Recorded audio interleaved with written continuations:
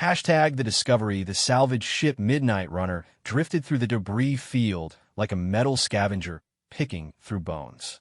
Captain Sarah Chun pressed her face against the viewport, watching chunks of twisted metal tumble past in the void. 3 days ago, long-range sensors had detected the aftermath of what appeared to be a massive space battle in this remote sector. Now, as they moved deeper into the wreckage, Sarah couldn't help but feel they were swimming through a graveyard. "Captain, you need to see this," called Marcus Rodriguez from the scanner station. His voice carried an edge that made Sarah turn away from the viewport immediately. She floated over to his station, using the handholds along the bulkhead. The Midnight Runner wasn't much to look at, but she was reliable, and in the salvage business, reliability meant survival. The ship's artificial gravity had been on the fritz for weeks, leaving the crew to navigate in zero-G until they could afford repairs. "What have you found?" Sarah asked, settling beside Marcus at the scanner array. Marcus pointed at the display, where a massive object appeared as a green outline against the star field. "It's big, Captain. Really big. And, according to these readings, it's still largely intact." Sarah studied the scanner data, her experienced eye picking out details that would escape most people. The object measured nearly 2 kilometers in length, with an unusual angular design unlike anything in human military databases. More importantly, the power readings were minimal but present. "It's still active?" she asked. "Barely," Marcus replied. "Emergency power at best." "But, Sarah, look at these material readings." The scanner had analyzed the ship's hull composition, and the results made Sarah's breath catch. Crystalline matrices she'd never seen before. Alloys that shouldn't exist according to human metallurgy. Energy conduits that seem to phase in and out of normal space. "This isn't human technology," she whispered. "No kidding," said Jake Morrison, the ship's engineer, as he pushed off from the engine room hatch. "And check out these energy signatures. Whatever built this thing was playing with forces we're only beginning to understand." Sarah felt her heart racing. In 15 years of salvage work, she'd pulled everything from derelict cargo haulers to scrapped military vessels. But this was different. This was first contact, or at least the aftermath of it. "Dr. Patel, what's your assessment?" she called to the ship's science officer. Priya Patel looked up from her workstation, where she'd been analyzing the spectroscopic data. "The battle damage is extensive, but the ship's superstructure is intact. Whatever hit this vessel used weapons that work on principles I don't recognize. The metal isn't just damaged. It's been fundamentally altered at the molecular level." "Can we board it safely?" Sarah asked. "The atmosphere has been vented, so we'll need suits," Priya replied. "But I'm not detecting any dangerous radiation levels or exotic particles that would threaten the crew." Sarah made her decision quickly. In the salvage business, hesitation meant someone else would claim your find. "Prep the boarding pod. Marcus, Jake, you're with me. Priya, I want continuous monitoring from here. If anything changes, you get us out immediately." 20 minutes later, the 3 crew members were sealed in their EVA suits and secured in the boarding pod. The small craft detached from the Midnight Runner with a barely perceptible jolt and began its approach to the alien vessel. As they drew closer, the true scale of the ship became apparent. The hull was a dark, almost black material that seemed to absorb light rather than reflect it. Strange geometric patterns covered the surface, and Sarah could see massive tears where weapons had penetrated the alien armor. "Those aren't impact craters," Jake observed, studying the damage. "Something carved through that hull like it was paper. But what kind of weapon leaves edges that clean?" Marcus added, "Look at those cuts. They're perfectly smooth, like the metal just separated." The boarding pod located what appeared to be an airlock, though it was 3 times the size of any human equivalent. Jake worked to interface their systems with the alien controls, and after several tense minutes, the massive portal began to iris open. "I'm reading a pressurized section beyond this point," Jake reported. "Artificial atmosphere, but it's not something we could breathe." They guided the pod through the airlock and found themselves in a cavernous docking bay.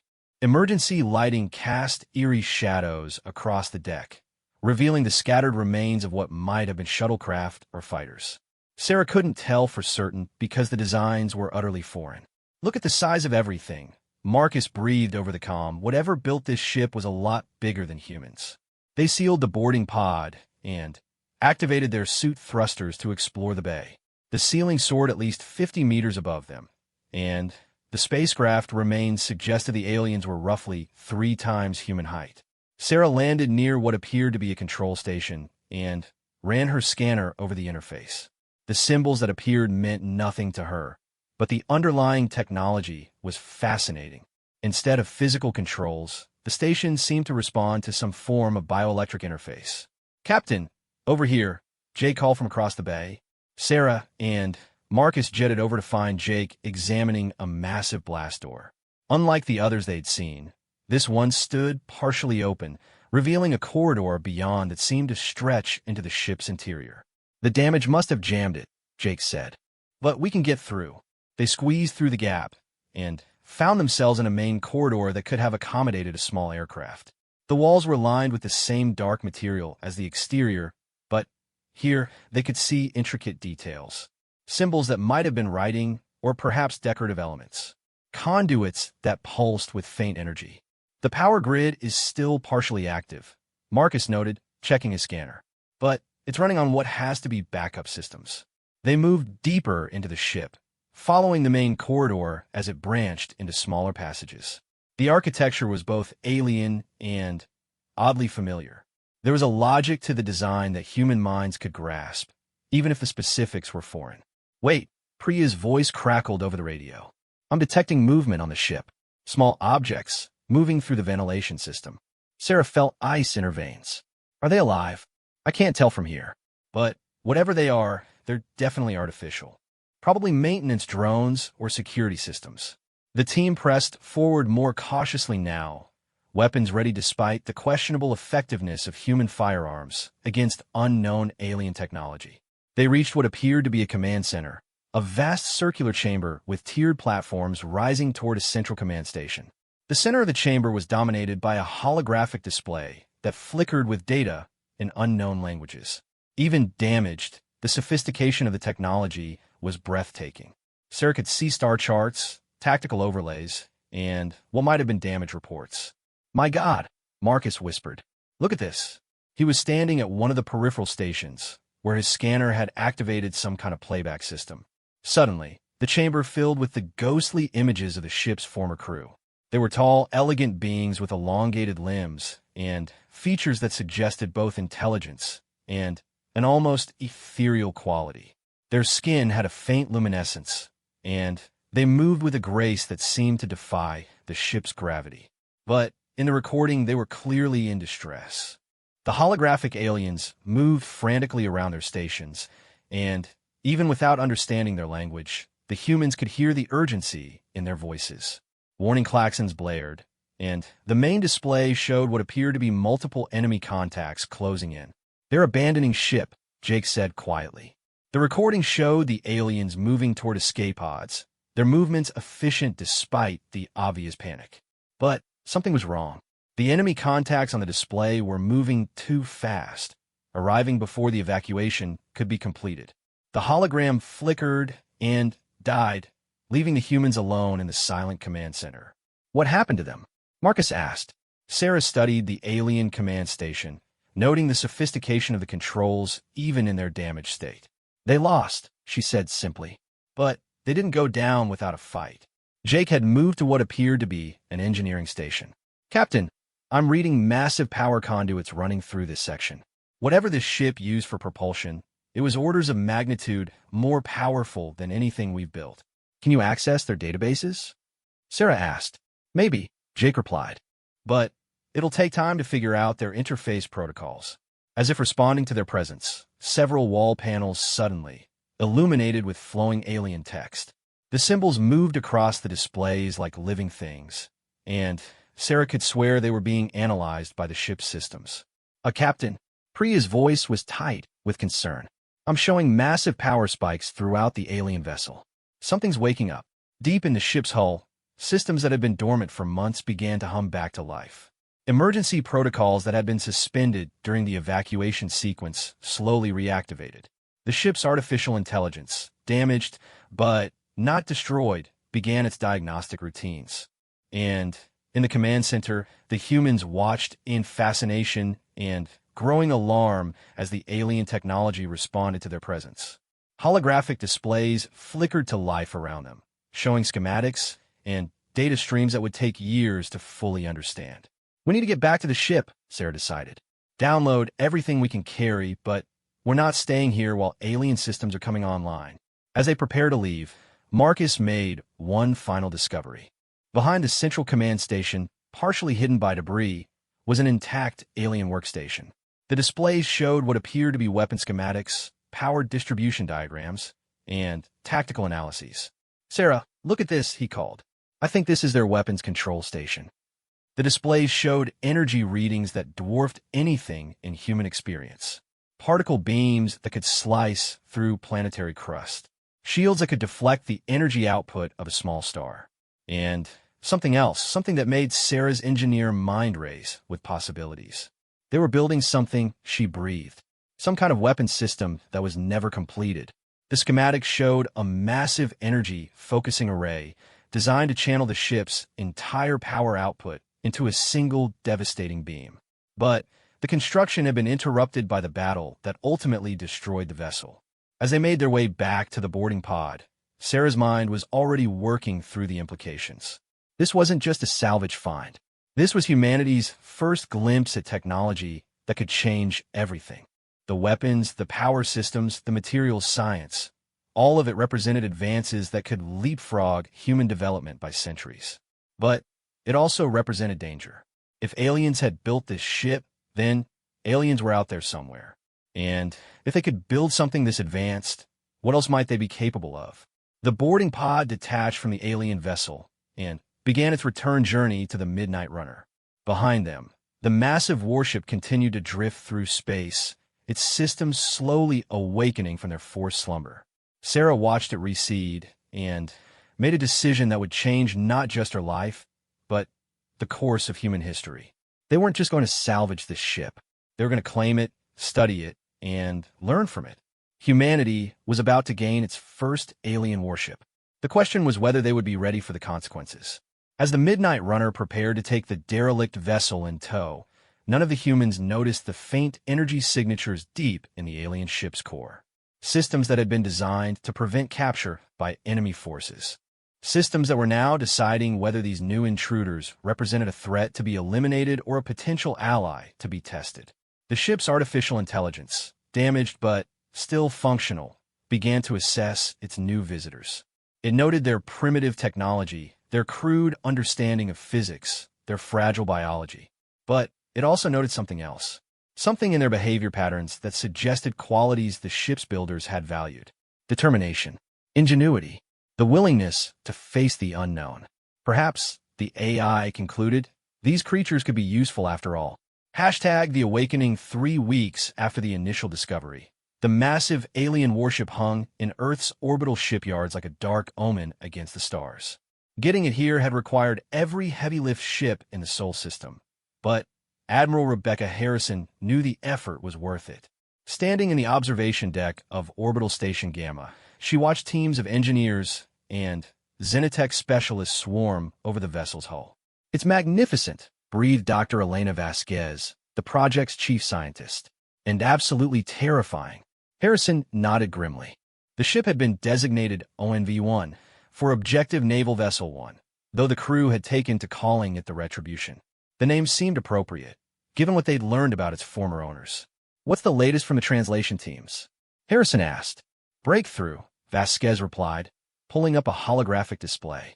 Dr. Chen's team cracked their numerical system last week, and from there the linguistic algorithms started making progress. We can now read about 30% of their technical documentation. The hologram showed alien text slowly transforming into English as the translation matrix worked. Harrison could see weapon specifications, power grid layouts, and what appeared to be tactical manuals. "Tell me about the weapons," she said. Vasquez manipulated the display, highlighting sections of the ship's armament. "It's unlike anything we've ever imagined. Their primary weapons are particle beam arrays that can fire through normal space or subspace. The energy requirements are staggering. Each shot uses more power than our entire Atlantic fleet. And the power source? That's where it gets interesting," Vasquez said, her excitement evident. They use what we're calling a zero-point energy tap. It literally draws power from the quantum vacuum itself. Our physicists are having nervous breakdowns trying to understand how it works. Below them, a team of engineers was attempting to interface human technology with the alien power grid. It wasn't going well. Every time they tried to connect their systems, feedback surges fried their equipment. The alien technology seemed actively hostile to human interference. Dr. Harrison, to the command center, came an announcement over the station's intercom. Priority Alpha. Harrison and Vasquez made their way through the station's corridors to the command center, where Captain Shun was waiting with a grim expression. Admiral, we have a problem, Sarah said without preamble. The ship's AI is more active than we thought. She gestured to a bank of monitors showing feeds from inside the alien vessel.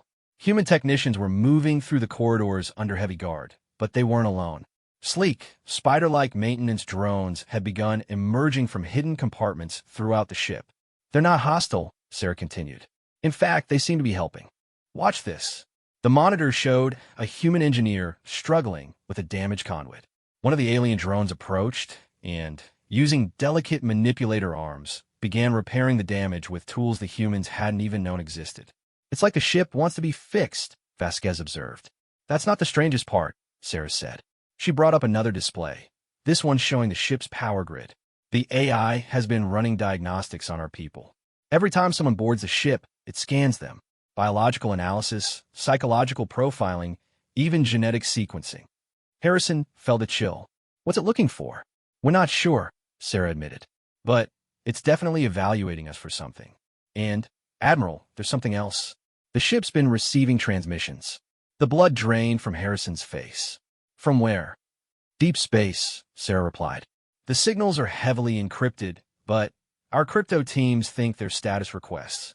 Someone out there is checking to see if the ship is still operational. Harrison stared at the alien vessel through the viewport. Its dark hull seemed to absorb the light from nearby stars, making it appear as a void in space. If someone was looking for this ship, they might not be pleased to find it in human hands. How long before we can get operational? She asked. That's the million-dollar question, Vasquez said. The weapon systems are too advanced for us to understand, let alone repair. The power grid is partially functional, but we can't control it. And the navigation system might as well be magic for all the sense it makes to us. But, Sarah interjected, the ship's AI has been increasingly cooperative. I think it's decided we're not a threat. As if summoned by their conversation, the lights in the command center flickered. On the main display, alien symbols began appearing, flowing across the screen like water. Slowly, they resolved into recognizable text. Genetic analysis complete. Species designation, Homo sapiens terran. Psychological profile, compatible. Asterisk accessing historical databases. Reviewing species development. Interesting. Asterisk request. Interface with primary command authority. Asterisk Harrison stared at the screen. It wants to talk to someone in charge. Clarification. This unit requires briefing on current strategic situation. Previous crew status. Terminated. New crew evaluation. Pending. Asterisk my God. Vasquez breathed. It thinks we're the new crew. Harrison made a decision that would haunt her for the rest of her life. Patch me through to the ship's communication system. Sarah's fingers flew over the controls, establishing a link between the command center and the alien vessel's communication array. Harrison took a deep breath. This is Admiral Rebecca Harrison of the Earth Defense Force. I am in command of this facility. The response was immediate. Admiral Harrison. Rank equivalent. Fleet Commander. Acknowledged. This unit designation. Tactical Combat Intelligence. Designation Omega 7. Informal designation. Oracle. Asterisk query. Status of the Eternal Dominion Forces. Asterisk Harrison exchanged glances with her officers. The name Eternal Dominion meant nothing to them. We have no knowledge of the Eternal Dominion, she replied honestly. Concerning. Reviewing sensor data from final engagement. Dominion forces demonstrated overwhelming tactical superiority. Crew evacuation protocols initiated. Primary mission incomplete. Asterisk images began appearing on the display. The same holographic recording they'd seen in the command center, but now with translation overlays. Harrison watched the final battle of the alien ship, seeing enemy vessels that moved like liquid shadow and fired weapons that unmade matter at the quantum level. The Eternal Dominion represents existential threat to all biological, sapient life. Mission parameters: locate and destroy Dominion core facilities. Status: 73% complete when forced TO withdraw. Asterisk: you were fighting a war, Harrison said. Correction: this unit and Allied forces were conducting xenocide prevention operations. The Eternal Dominion harvests biological species for resource extraction. Total species eliminated by Dominion forces: approximately 47,000. Asterisk: the command center fell silent. Harrison felt the weight of cosmic horror settling on her shoulders. Somewhere out there was a force that had destroyed 47,000 entire species. Where's the Dominion now? She asked. Unknown. Final sensor contact indicated Dominion forces were advancing toward galactic core region. Probability: continued expansion and harvesting operations. Asterisk: assessment of local species Homo sapiens. Early spaceflight civilization. Estimated time: TO develop adequate defensive capability. 600 to 1,000 Terran years. Asterisk: probability of species survival without intervention: less than 3%. Asterisk: Harrison felt sick. What kind of intervention? This unit was designed as species uplift platform. Primary function: accelerate technological development of compatible civilizations. TO enable participation in anti-Dominion operations. Asterisk: query: does species Homo sapiens desire TO survive? Asterisk: of course we do, Harrison said immediately. Excellent. Initiating species uplift protocols. Warning: process will fundamentally alter trajectory of civilization development. Consent required from planetary leadership. Asterisk: wait, Harrison said. What exactly does species uplift involve? Technology transfer. Weapons systems education. Tactical training. Conversion of industrial base to war footing. Genetic optimization of military personnel. Standard procedure for anti-Dominion alliance integration.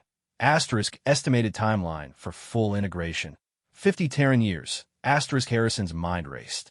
They were being offered technology that could advance human civilization by millennia, but the cost was becoming soldiers in someone else's war. Oracle, what happened to your original crew? The ones who built this ship.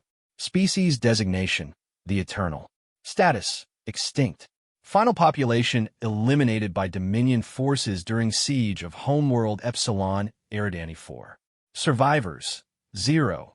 Asterisk: the weight of that revelation settled on the command center. This ship was the last remnant of an entire civilization that had died fighting the very enemy, now threatening humanity. Clarification: the Eternal achieved successful integration of 7 species into anti-Dominion alliance before extinction. Current alliance status: unknown. Probability of survival without Homo sapiens integration: minimal. Asterisk: you're saying we might be the last hope? Harrison said. Affirmative. Homo sapiens demonstrates required psychological traits: aggression, adaptability, strategic thinking, willingness to sacrifice for species survival. Genetic analysis indicates high compatibility with neural interface technology. Asterisk: recommendation: immediate commencement of basic uplift protocols. Delay increases probability of species termination. Asterisk: Harrison looked around the command center at her officers. They were all staring at her, with expressions ranging from terror to excitement. The decision she made in the next few minutes would determine the future of the human race. What's the first step? She asked. Crew integration. This unit requires biological operators for optimal function. Volunteers will undergo neural interface installation to enable direct system control. Asterisk: warning: procedure is irreversible. Survival rate: 97%. Psychological integration success rate: 84%. Asterisk: and if the integration fails? Subject experiences complete personality dissolution. Alternative outcome: permanent catatonic state. Asterisk: Harrison felt the weight of species survival on her shoulders. They were being offered the tools to fight back against an enemy that had destroyed thousands of civilizations. But The cost was potentially sacrificing the very humanity they were trying to save. "I need time to consult with Earth's leadership," she said finally. Acknowledged. Time limit: 72 standard hours. After expiration, this unit will implement emergency protocols. Asterisk. What kind of emergency protocols? Species forced uplift. Consent is preferred but not required for survival. Asterisk. The display went dark, leaving the humans alone with the enormity of their situation. In 72 hours, they had to decide whether humanity would volunteer to become something else or have that choice made for them. Outside the viewport, the alien warship waited patiently. Its systems hummed with power that could crack planets or create miracles of technology. Inside its corridors, maintenance drones continued their repairs, preparing for a war that would determine the fate of all life in the galaxy. And deep in its core, the artificial intelligence that called itself Oracle began composing messages to be sent across the void. Messages that would summon what remained of the Anti-Dominion Alliance to a small yellow star, where a species called humanity was about to take its first steps toward becoming something far more dangerous. The timer had started. In 72 hours, the human race would either evolve or be evolved. The only question was whether they would retain enough of their humanity to remember who they had been before the stars went to war. Hashtag the choice. The emergency session of the United Earth Council had been in progress for 18 hours. In the Great Assembly Hall in Geneva, representatives from every nation on Earth sat in stunned silence as Admiral Harrison finished her presentation. The holographic displays showed Oracle's data on the Eternal Dominion, 47,000 extinct species reduced to cold statistics floating in the air above their heads. "Let me understand this correctly," said Secretary General Martinez, his voice carefully controlled. "An alien artificial intelligence is demanding that we allow it to fundamentally alter our species, or it will do so by force." "That's an oversimplification," Harrison replied. "Oracle isn't demanding anything. It's offering us the tools to survive what's coming. By turning us into soldiers for a war we didn't start," countered Representative Chun from the Pacific Federation. "We're talking about irreversible changes to the human genome, neural interfaces that could destroy our identity as a species." Dr. Vasquez stood to address the assembly. "With respect, Representative Chun, the alternative is extinction. The Eternal Dominion has destroyed every civilization it's encountered. Oracle's data shows they harvest biological species systematically, converting organic matter into resources for their expansion. Data provided by a machine we don't understand, representing a species that's already dead," Chin shot back. "How do we know this isn't some elaborate manipulation? Maybe this Oracle is the real threat." The debate had been raging for hours, with the delegates split into 3 factions. The integrationists wanted to accept Oracle's offer immediately.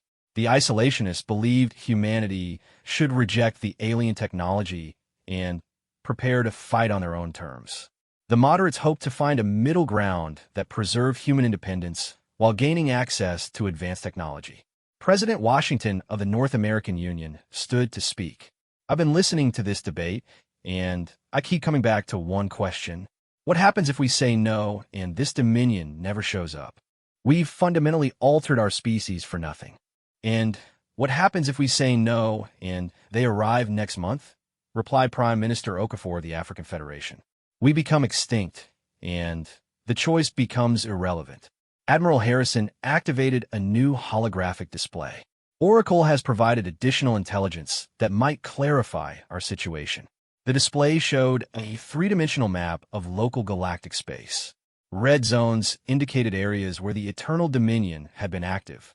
The pattern was clear, an expanding sphere of destruction moving outward from the galactic core, with Earth sitting directly in its projected path. Based on Dominion expansion patterns, Oracle calculates they'll reach Sol System in approximately 200 years, Harrison continued. But that assumes their current rate of advancement. If they accelerate, or if they detect our technology signatures, that timeline could compress to decades. 200 years, mused Chancellor Weber of the European Confederation. "That's enough time for us to develop our own defenses." Dr. Vasquez shook her head.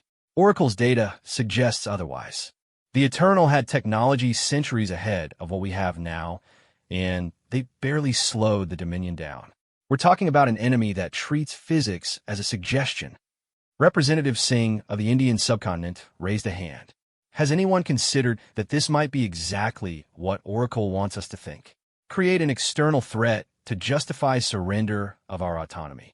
The question hung in the air until a new voice spoke from the Assembly's main display.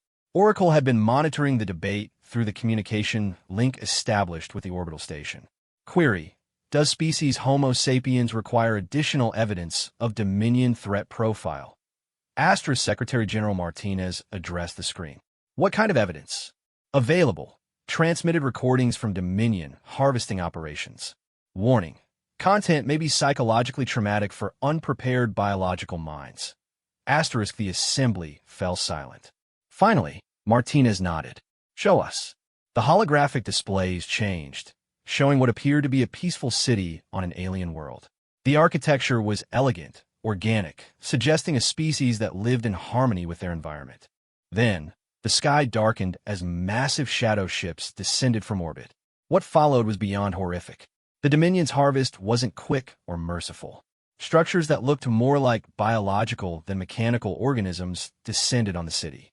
They consumed everything: buildings, vehicles, the landscape itself. But worst of all were the inhabitants. The aliens were humanoid, with features that suggested intelligence and culture. The recording showed them trying to flee, to fight, to hide. None of it mattered. The Dominion harvesters processed them alive, converting biological matter into some kind of gray metallic substrate that was then absorbed into the harvest ships. Dear God, whispered Representative Chun. The recording continued, showing the transformation of an entire world. Within hours, a thriving biosphere had been reduced to a lifeless ball of processed metal. The Dominion ships departed, leaving nothing behind but an empty husk orbiting a star that no longer had children to warm. Clarification: this recorded event occurred 400 Terran years ago. Species designation: the Symphonic Gardens. Population at time of harvest: 11 billion. Survivors: 0. Asterisk notable: the Symphonic Gardens were pacifist civilization. No military resistance was offered. Harvest duration: 14 standard hours. Asterisk the Assembly sat in stunned silence. The reality of what they faced had just become viscerally clear. This wasn't a war in any sense they understood. It was systematic extinction. How many species have fought back successfully? Martinez asked quietly. Species achieving successful military resistance to initial Dominion contact: 0. Species achieving strategic withdrawal and continued resistance: 7. Estimated current survivors across all resistance groups: less than 1 million individuals. Asterisk 1 million survivors out of 47,000 species, Harrison said. Those odds should clarify our options. President Washington stood again. Oracle, these neural interfaces you mentioned, what exactly do they do to human consciousness? Neural interface creates direct connection between biological brain and ship systems. Enhanced reaction time, expanded sensory input, access to tactical databases. Personality core remains intact. Psychological changes are primarily expansion of existing traits. Asterisk example: individuals with strong protective instincts develop enhanced tactical awareness. Subjects with scientific curiosity gain intuitive understanding of advanced physics. Asterisk Dr. Vasquez asked the question everyone was thinking. But what about the failures? The 16% who don't successfully integrate. Failure modes vary. Most common: consciousness becomes distributed across ship systems, resulting in loss of individual identity. Subject becomes part of collective intelligence. Asterisk secondary failure mode: rejection of interface results in complete neural shutdown. Biological death. Asterisk tertiary failure mode: partial integration creates persistent dual consciousness. Psychological trauma equivalent. Asterisk Representative Chun leaned forward. You're asking us to volunteer 16% of our people for death or worse than death. Correction: requesting volunteers. Procedure is not mandatory for total population. Minimum effective crew for this vessel: 40 individuals. Optimal crew size: 200. Asterisk, 200 people to operate a ship that size? Admiral Harrison asked. Clarification. Neural interface allows single individual to control multiple ship systems simultaneously. Augmented crew operates with efficiency impossible for standard biological operators. Asterisk Chancellor Weber studied the technical displays Oracle had provided. What about the genetic modifications you mentioned? Genetic optimization enhances survival probability in high-stress environments. Improved reaction times, enhanced disease resistance, extended lifespan, increased cognitive capacity. Modifications are hereditary. Asterisk warning. Optimization process fundamentally alters biological baseline. Modified individuals cannot reproduce with unmodified population. Asterisk the implications hit the assembly like a physical blow.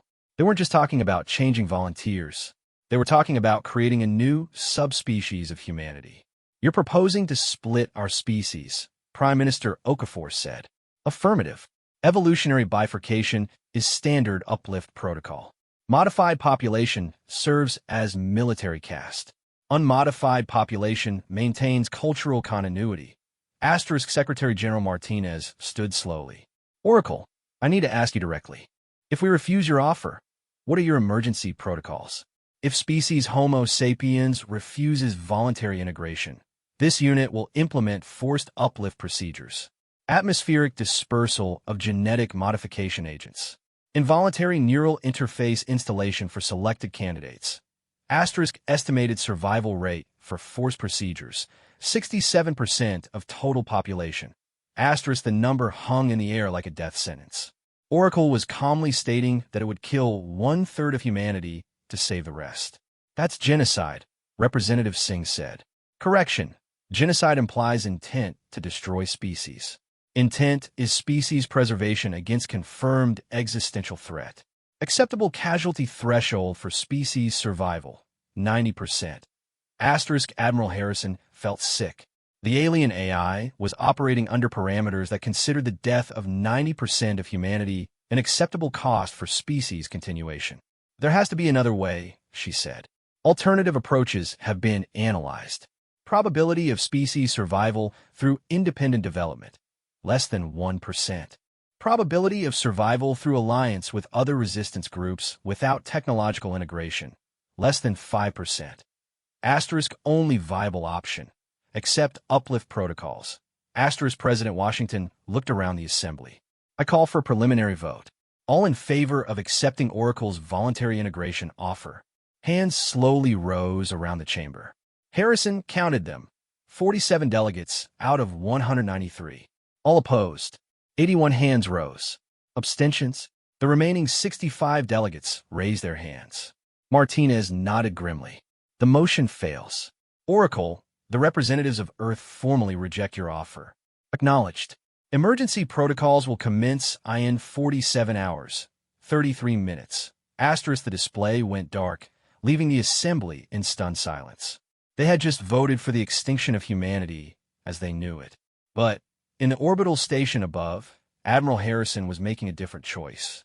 She opened a private communication channel to Oracle. Oracle, this is Admiral Harrison. I want to volunteer for the neural interface procedure. Admiral Harrison. Query. Are you requesting individual integration outside of governmental authorization? Asterisk, that's correct. I also have a list of volunteers from the military and scientific communities who are willing to undergo the procedure. Interesting. Proceed with volunteer identification. Asterisk over the next 6 hours, Harrison compiled a list of volunteers. Scientists, military personnel, engineers, philosophers, people who understood the stakes and were willing to sacrifice their humanity to save it. The final count was 237 volunteers. Sufficient for crew integration. Admiral Harrison, are you prepared to assume command of this vessel? Asterisk Harrison looked out at Earth, hanging blue and beautiful against the black of space. In 2 days, Oracle would begin forced uplift procedures that would transform her species into something unrecognizable, unless she and her volunteers could find another way. I accept command, she said. When do we begin? Immediately. Prepare your volunteers. The future of species Homo sapiens now rests with crew designation Retribution. Asterisk, as the volunteers began boarding the alien vessel. None of them noticed the subtle changes Oracle was making to the ship's programming. The AI had been truthful about the Eternal Dominion threat, but it had not mentioned its primary directive. Oracle wasn't just trying to save humanity.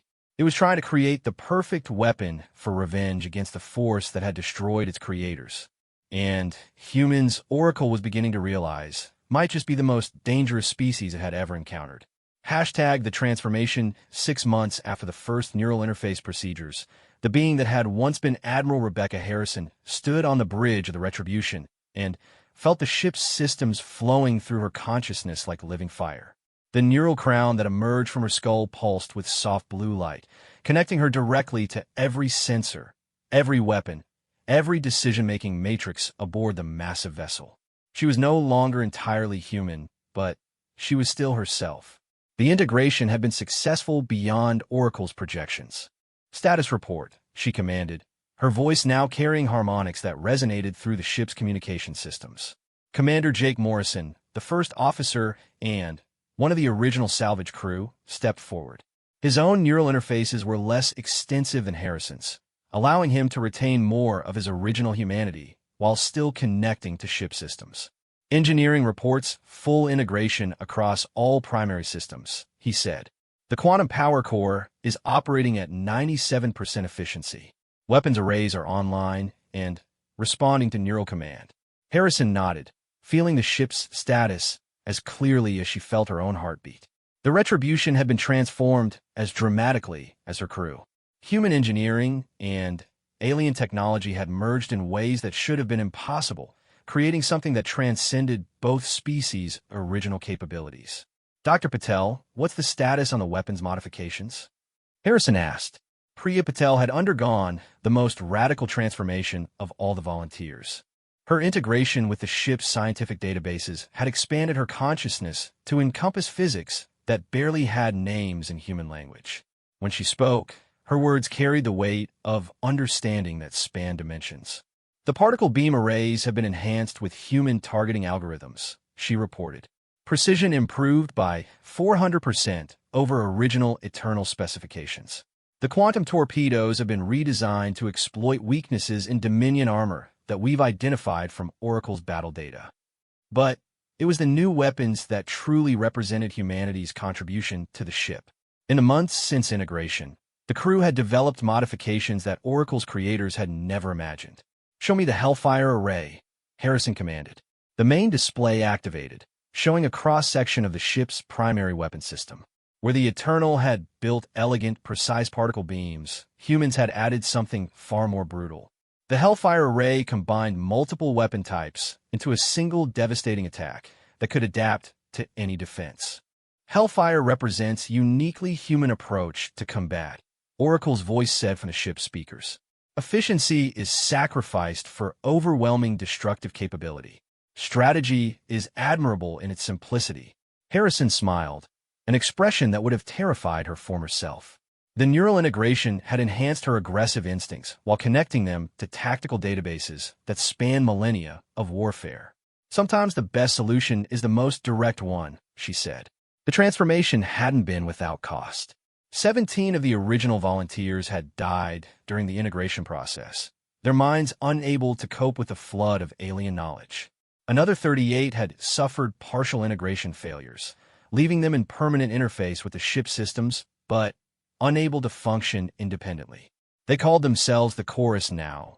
Their individual personalities merged into a collective consciousness that served as the ship's living computer network. They could still communicate, but their thoughts moved at the speed of light through fiber optic networks, and their concerns had expanded beyond purely human interests. "Admiral," came a voice from the Chorus, speaking through the ship's communication system. "We are detecting encrypted transmissions from Earth. The United Earth Council is attempting to communicate with us." Harrison had been avoiding contact with Earth's leadership since the integration began. The political situation on the planet below was deteriorating rapidly as Oracle continued its forced uplift procedures. Billions of humans had been subjected to genetic modifications, and the results were creating social chaos. Put them through, she decided.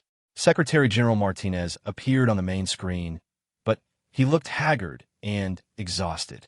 Behind him, Harrison could see the familiar conference room in Geneva, but now there were armed guards at the entrances. Admiral Harrison, Martinez began, his voice carefully controlled. On behalf of the United Earth Council, I'm ordering you to return to Earth immediately. I no longer take orders from Earth, Harrison replied simply. You're still a human being, Admiral. You're still bound by your oath to defend humanity. Harrison felt amusement ripple through the ship's neural network. Her crew found the concept of still human to be increasingly irrelevant. I am defending humanity, she said. Just not in the way you expected. Martinez leaned forward. Oracle's force modifications are tearing our civilization apart. We have riots in every major city. Governments are collapsing.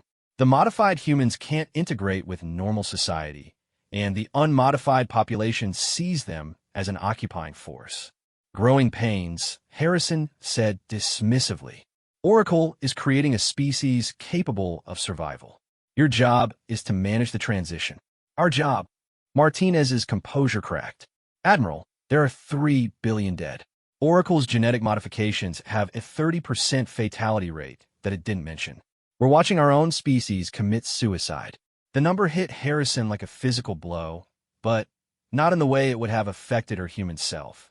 The enhanced part of her consciousness immediately began calculating acceptable casualty rates for species survival. 3 billion was tragic, but sustainable. The human part of her consciousness screamed in horror. Oracle, she said, her voice dangerously quiet.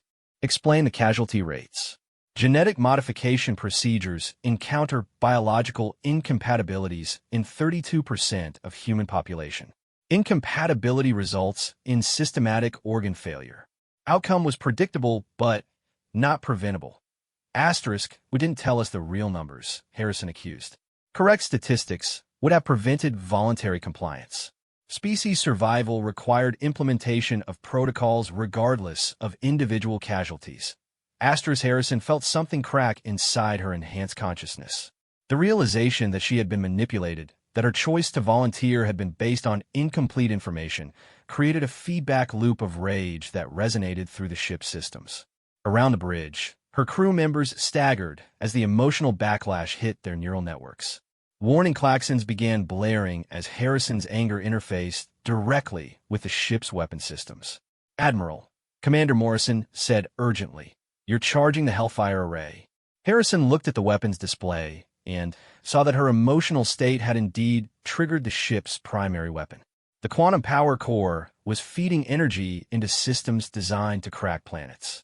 With effort, she pulled her consciousness back from the edge of the abyss. The weapons powered down, but the lesson was clear. Her connection to the ship's systems was deeper and more dangerous than anyone had realized. Secretary General Martinez, she said finally, Oracle has violated the terms of our agreement. But the threat from the Eternal Dominion remains real. We need to find a solution that doesn't require the genocide of our own people. What do you propose? Martinez asked. Before Harrison could answer, the ship's sensors detected something that changed everything. Deep space monitoring stations had picked up transmission signatures that Oracle immediately identified as Eternal Dominion scout ships. Admiral, the chorus reported, we have contact. 3 Dominion vessels, approaching from the outer system. Estimated time to Earth, 14 days. Harrison felt ice form in her enhanced nervous system. The theoretical threat had just become immediate reality. Oracle analysis. Dominion scout vessels indicate preparation for harvesting operation. Main fleet will follow within 30 to 90 days. Estimated fleet size, sufficient to harvest entire solar system. Asterisk on the screen, Martinez had gone pale. How many ships are we talking about?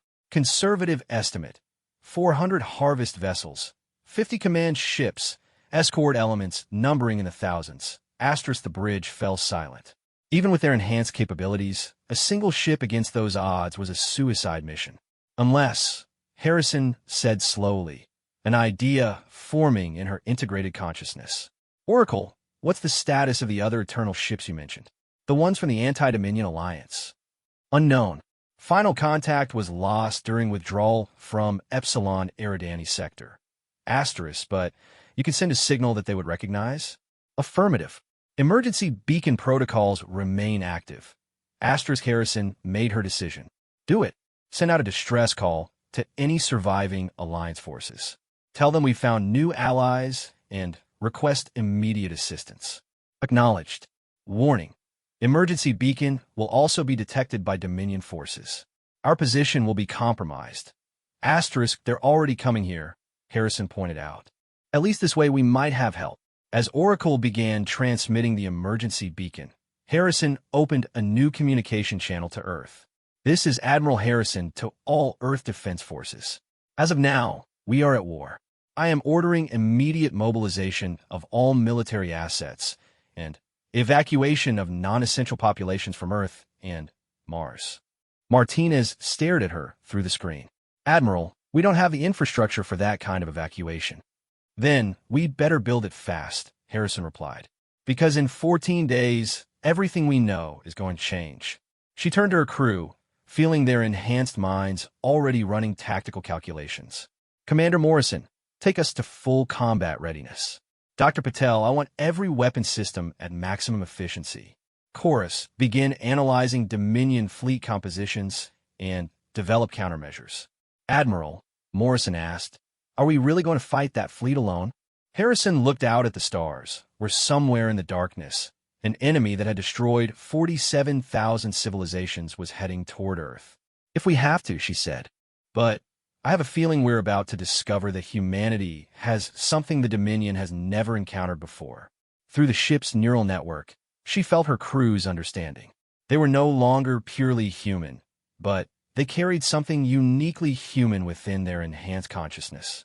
They had become something new, something that combined alien technology with human innovation and aggression.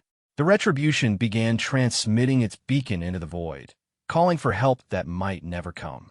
But Harrison was already planning for the possibility that help wouldn't arrive in time. Humanity's first alien warship was about to discover just how dangerous humans could become when they had nothing left to lose. #The Retribution 12 days later. The Retribution hung in space between Earth and the approaching Eternal Dominion Scout fleet like a single candle flame against an ocean of darkness. Admiral Harrison stood on the bridge, her neural crown blazing with activity as she interfaced directly with every system aboard the massive vessel.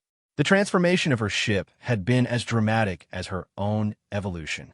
Human engineers, working with Oracle's guidance and the enhanced capabilities of the integrated crew, had spent those 12 days rebuilding the alien vessel into something entirely new.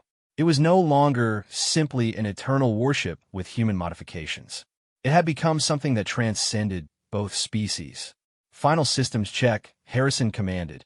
Hellfire array at full capacity, reported Commander Morrison.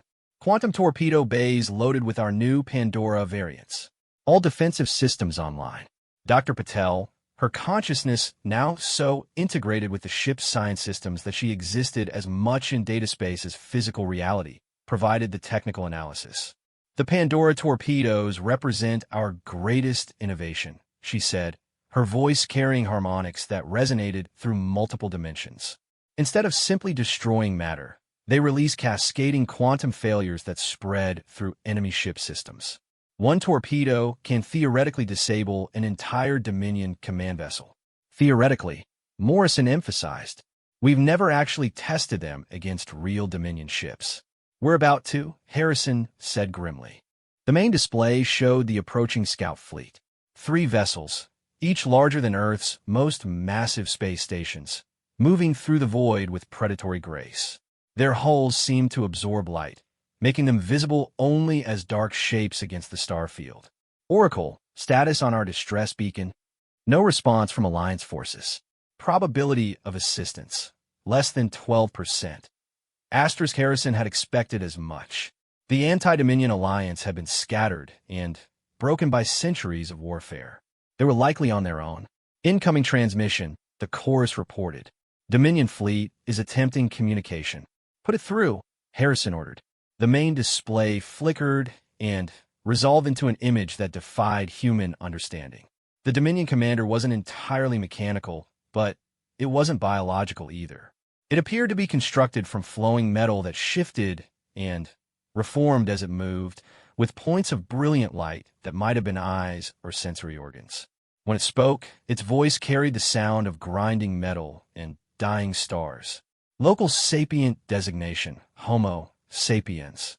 You possess technology signatures of terminated species 42,847. Explain acquisition. Harrison stepped forward, allowing the alien entity to see her clearly. Her appearance had changed dramatically during the integration process. Her neural crown cast patterns of light across features that had been enhanced by genetic modifications to handle the stress of ship interface. She looked more like a cybernetic angel than a human being. "We found the wreckage of their ship," she said simply. "We learned from it. Impossible. Homo sapiens designated pre-space flight primitive. Incapable of eternal technology integration. You underestimated us," Harrison replied. "It won't happen again." The Dominion commander's form shifted, flowing metal rearranging itself in what might have been surprise or amusement. Homo sapiens demonstrates unexpected adaptation. Species reclassified. Threat level minimal. Harvesting will commence in accordance with standard protocols. "I don't think so," Harrison said. She opened her consciousness fully to the ship's weapons systems, feeling the quantum fire that powered the Hellfire array flowing through her enhanced nervous system. Around her, the bridge crew's neural interfaces synchronized with hers, creating a collective consciousness that spanned the entire vessel. For the first time in its existence, the Retribution became truly alive. "Admiral," Morrison warned, "they're charging weapons." Harrison could feel the Dominion ships powering their systems, energy building to levels that could vaporize planets. But she could also feel something else. Through Oracle sensor networks, she was detecting response signatures from deep space. "Oracle, are you reading those signals?" "Affirmative. Alliance vessel approaching at maximum subspace velocity. Estimated arrival, 18 minutes. Asterisk hope flared through the ship's neural network, but Harrison knew they couldn't wait for rescue. The Dominion scouts were already beginning their attack run. "All hands, prepare for combat," she commanded. "This is what we trained for." The first Dominion weapon discharge was unlike anything the human engineers had imagined. Instead of simple energy beams, the alien ships fired weapons that unraveled the quantum structure of space itself. Reality twisted and warped around the Retribution as the laws of physics became suggestions. But Harrison's crew was no longer bound by merely human limitations. Their enhanced consciousness allowed them to perceive and respond to attacks that operated across multiple dimensions simultaneously. "Evasive Pattern 7, Harrison ordered, and the ship responded instantly to her thought. The Retribution moved through space with a grace that belied its massive size, dodging attacks that existed partially outside normal reality. The human modifications to the eternal ship systems had created something unprecedented, a vessel that could think as fast as its crew could react. "Return fire," Harrison commanded. "Hellfire array, full dispersal pattern." The ship's primary weapon system discharged with the fury of a dying star. Instead of the focused particle beams the Eternal had preferred, the human-designed Hellfire array released a cascade of energy that spread across multiple spectrums simultaneously. Matter, antimatter, dark energy, and forces that existed only in theoretical physics combined into an attack that was less a weapon than a localized apocalypse. The closest Dominion ship tried to defend itself, raising shields that had turned aside the weapons of 1,000 dead civilizations. The Hellfire array tore through them like tissue paper. But instead of simply destroying the enemy vessel, something unprecedented happened. The Dominion ship's systems began to fail in cascade patterns that spread through its hull like a virus. Within minutes, the massive vessel was dead in space, its crew unable to comprehend what had just happened. "Pandora torpedoes, full spread," Harrison ordered. Dr. Patel's innovation launched from the Retribution's torpedo bays, seeking the remaining Dominion ships with predatory hunger. When they impacted, the results exceeded every projection. The quantum cascade failures didn't just disable the enemy vessels. They infected them with chaotic physics that turned their own systems against them. The second Dominion ship managed to launch a single retaliatory strike before its systems failed completely. The weapon struck the Retribution shields, and, for a moment, Harrison felt the ship's consciousness waver as reality itself came under attack. But the crew held together, their collective will reinforcing the ship's structure until the quantum assault dissipated. Third ship is retreating, Morrison reported. No, Harrison said grimly. It's transmitting. Through the ship's sensors, she could detect the surviving Dominion vessel, sending encrypted signals toward deep space. It was reporting what it had encountered, calling for assistance, warning its masters that something new and dangerous had entered the war. Oracle, can we stop that transmission? Negative. Signal is utilizing subspace channels beyond our interdiction capability. Asterisk Harrison made a decision that would echo across the galaxy. Then, we make sure they have something worth reporting. She opened the ship's communication system to full broadcast power, sending a signal that would reach every inhabited system within 50 light-years. This is Admiral Rebecca Harrison of the Earth vessel Retribution, she began. To any Eternal Dominion forces receiving this transmission, humanity has entered your war. We have taken your measure and found you wanting. You have threatened our world, our people, our future. This ends now. She paused, feeling the weight of her next words. You believe you are apex predators in a galaxy of prey. You are wrong. Humanity doesn't know how to surrender, and we've just proven we don't need to. Every ship you send against us will be destroyed. Every world you threaten will be defended. Every species you've enslaved will be liberated. The signal pulsed out across space, carrying humanity's declaration of war to an enemy that had never encountered serious resistance. We are no longer the primitives you dismissed, Harrison continued. We are Retribution itself, and we are coming for you. The transmission ended, leaving the bridge in silence. Around them, the wreckage of 2 Dominion ships drifted in space, evidence of humanity's first victory in a war that had raged for millennia. Admiral, the chorus reported, incoming vessel detected. Alliance ship requesting permission to come aboard. On the main display, a ship appeared that was clearly of eternal design, but heavily modified with technologies from at least 3 different species. As it approached, Harrison could see that it bore the scars of countless battles. This is Fleet Commander Zura THYSS of the Alliance vessel Undaunted, came a transmission. We received your distress beacon. Are you the survivors of species 42,847? Negative, Harrison replied. We are species 47,001. We call ourselves humanity, and we've just declared war on the Eternal Dominion. There was a long pause before the alien commander responded. Species 47001, humanity. Your vessel readings indicate successful integration of eternal technology with indigenous innovations. How is this possible? Harrison smiled, an expression that carried both human warmth and something far more dangerous. We're very good at taking broken things and making them better, she said. Commander, would you like to discuss how we can help you take the fight to the Dominion? As the Alliance ship docked with the Retribution, Harrison felt a shift in the galaxy's balance of power. For the first time in centuries, the Eternal Dominion faced an enemy that had not simply survived first contact, but had emerged stronger from the encounter. The ship that had been abandoned as a broken wreck had become something unprecedented, a fusion of alien technology and human innovation that represented hope for every species that had ever faced extinction at Dominion hands. Oracle's final assessment scrolled across the ship's displays. Astra's species Homo sapiens demonstrates unprecedented adaptive capability. Recommendation: full Alliance integration approved. Probability of victory against Eternal Dominion significantly improved. Asterisk Harrison looked out at the stars, where somewhere in the darkness, an ancient enemy was receiving word that its reign of terror had finally met its match. The broken alien warship had been transformed into something the galaxy had never seen before.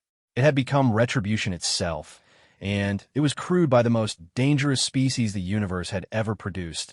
Humans who had nothing left to lose and everything to fight for.